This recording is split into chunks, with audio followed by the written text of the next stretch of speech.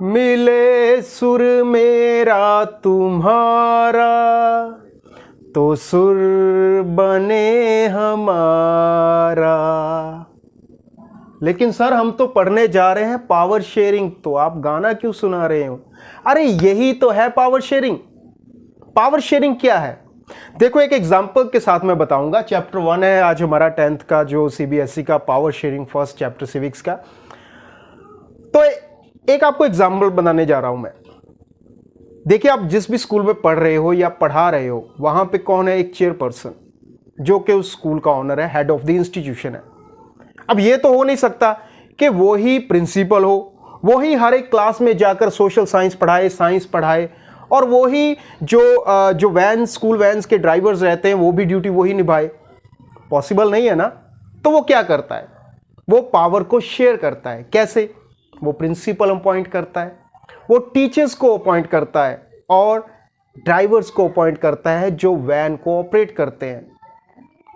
That's it. Simple भाषा में ये पावर शेयर होता है। तो एक कंट्री में एक प्रेसिडेंट या प्रधानमंत्री होता है, लेकिन वो पूरी कंट्री को नहीं देख सकता। तो वो क्या करता है कि वो पावर्स को शेयर करता है। स्टेट में, सिटीज में और विलेजेस तक जो पावर जो शेयर होती है, इसी को बोलते हैं पावर शेयरिंग।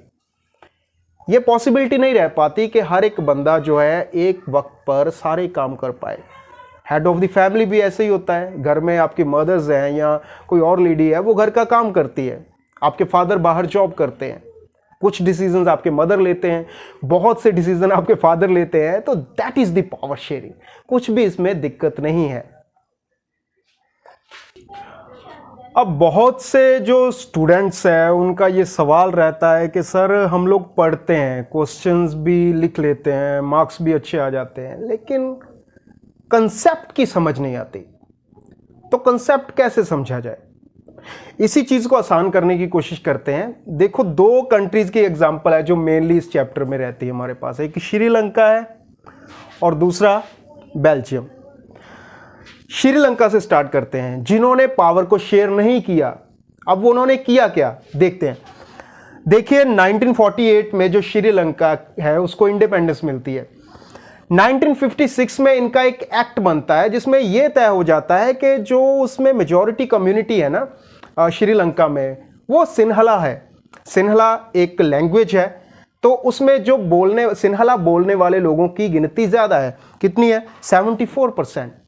और जो तमिल है, वहां की एक तमिल भी है, मतलब तमिल जो स्पीकिंग है, तो वो 18% है। और उसमें भी दो सब पार्ट है, नेटिव तमिल जो वहां के लोकल तमिल है, और 5% इंडियन तमिल भी वहां रहते हैं, जिनके फोर फादर्स कभी गए होंगे श्रीलंका और वहीं पर सेटल हो गए। इन्होंने 1956 के एक एक्ट में एक ऐसा बॉम्ब फेंक दिया कि वो सारी कंट्री को हिला दिया। किया क्या इन्होंने कहा 1956 के एक्ट में कि जो सिन्हला है, इनके जितने भी राइट्स हैं उनको प्रोटेक्ट किया जाए। अब प्रोटेक्ट कैसे किया जाएगा? मतलब जितने भी यूनिवर्सिटीज में बड़ी बड़ी पोजीशंस रहती हैं प्रोफेसर्स की, स्टूडेंट्स की, इनको पहल के आधार पर मिलनी चाहिए।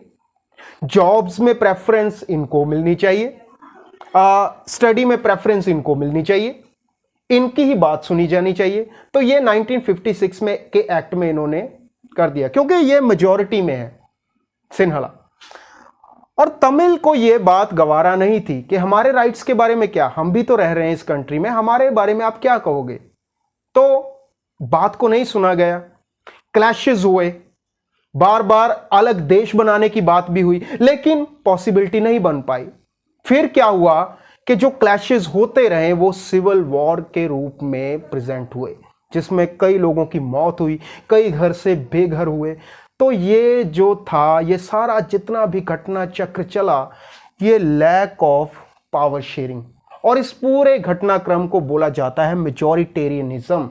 जहां पर जिन लोगों की कम्युनिटी ज्यादा रहती है उनके राइट्स को प्रोटेक्ट किया जाता है, उसको बोला जाता है मेजॉरिटेरियनिज्म। बस सिंपल इतना ही है। ठीक है जी। तो सिविल वॉर तक नौबत आ चुकी थी। अब बात करते हैं बेल्जियम की। बेल्जियम भी एक छोटी कंट्री है, मतलब यूरोप की बड़ी एक पीसफुली कंट्री है। अब इन्होंने ये श्रीलंका वाली गलती नहीं की।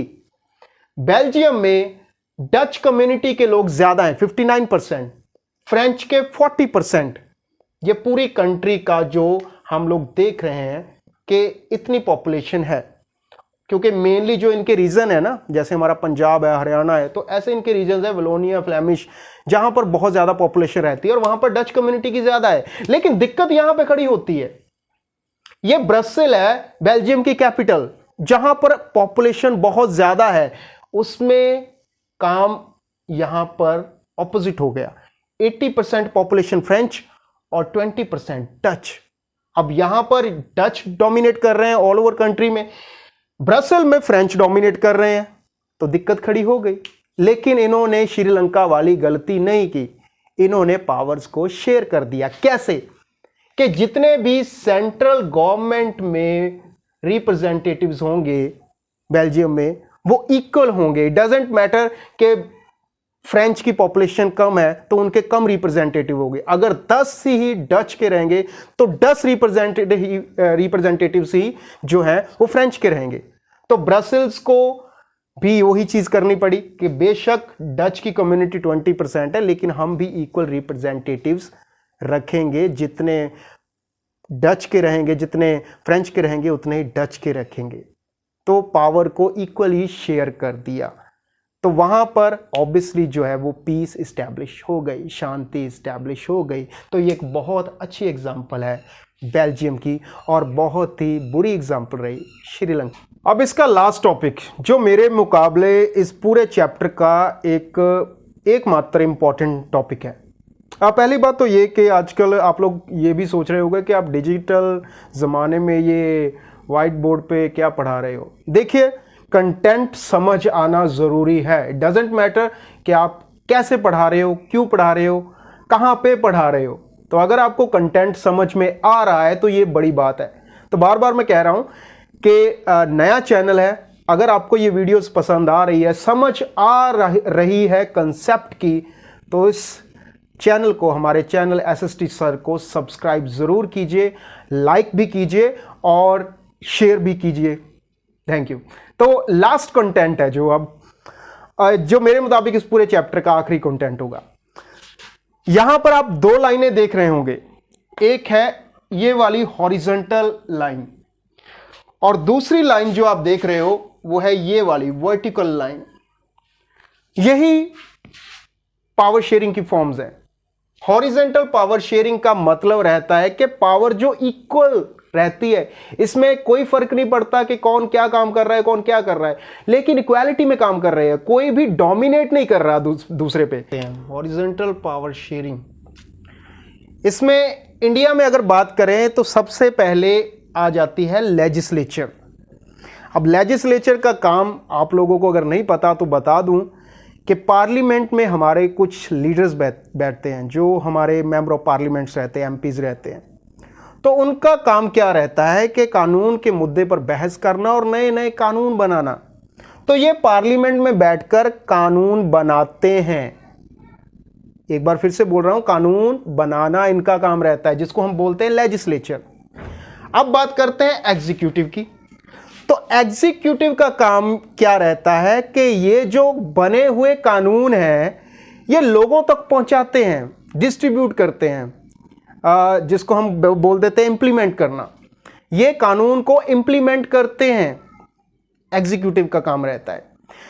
जैसे इसमें भी 2 टाइप्स हैं। पहला आ जाता है लोकल लीडर्स, जिसको बोलते हैं पॉलिटिकल एग्जीक्यूटिव्स। वो कानून बनाते नहीं है लेकिन इंप्लीमेंट करना उनका भी काम रहता है। और दूसरे बहुत खास रहते हैं जिनको बोलते हैं परमानेंट एग्जीक्यूटिव, जो गवर्नमेंट ऑफिसर्स रहते हैं पर्टिकुलर फील्ड के, जिसके कंसर्न में कानून बना। तो इन 2 टाइप्स के लोगों का काम रहता है कानून को इंप्लीमेंट करना, लोगों तक पहुंचाना। अब तीसरा बहुत इंपॉर्टेंट है, जिसको बोलते हैं हम जुडिशरी। अब इसका काम क्या रहता है, ध्यान से सुनिए कि मान लो एक कानून को लेकर लोगों के बीच में या गवर्नमेंट के बीच में किसी प्रकार की तकरार पैदा हो गई, या किसी प्रकार का ऐसे कानून में कुछ दिक्कत पेश आई है या दिक्कत पैदा हुई है, तो फिर इनका काम रहता है जुडिशरी का। अब काम क्या रहता है कि ये मामला सॉर्ट आउट करते हैं, कि ये कानून बनेगा या नहीं बनेगा, या स्टे ऑर्डर इस पे रखेगा, या मतलब कुछ इस टाइप्स के वो कोई भी किसी तरह का फैसला सुना सकती है जुडिशरी। तो इसका काम पर्टिकुलर ये रहता है। हमारे देश में क्या है जुडिशरी? सुप्रीम कोर्ट है, हाई कोर्ट है, या डिस्ट्रिक्ट कोर्ट्स वगैरह जो भी कोर्ट्स है, ये जुडिशरी ही रहती है। तो यहां पर तीनों में कोई भी डोमिनेट नहीं कर रहा, तीनों अपने अपने टाइप पर अच्छा काम कर रहे हैं, अलग अलग तौर पर इनकी पावर्स रहती है। अब दूसरा है vertical power sharing. Vertical power sharing में क्या रहता है दोस्तों, कि इसमें एक जो बड़ी पावर रहती है ये ऊपर के डिपार्टमेंट के पास रहती है, उसके बाद उसके नीचे नीचे पावर जो शेयर होती रहती है, डिस्ट्रीब्यूट होती रहती है। जैसे वर्टिकल पावर शेयरिंग में सबसे पहले सेंट्रल गवर्नमेंट लाइक प्रेसिडेंट या प्राइम मिनिस्टर।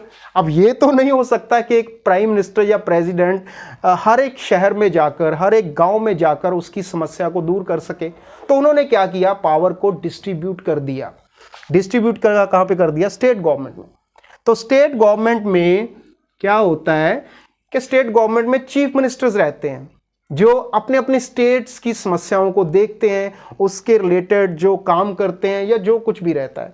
लेकिन यह भी जरूरी नहीं है कि स्टेट गवर्नमेंट में जो चीफ मिनिस्टर रहता है वो हर एक विलेज, हर एक शहर में जाकर समस्या को सुलझा सके। यह भी जरूरी नहीं है ना। तो वो क्या करते हैं, आगे पावर डिस्ट्रीब्यूट कर देते हैं। कहां पे करते हैं? लोकल गवर्नमेंट में।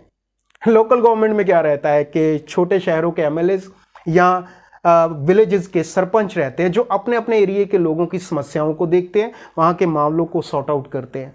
और ये जो पावर शेयर हो रही है ना, ये पावर शेयर नहीं कर रहे एक दूसरे को, या सेंट्रल गवर्नमेंट स्टेट को कर रही है, ये लोकल कर रही है।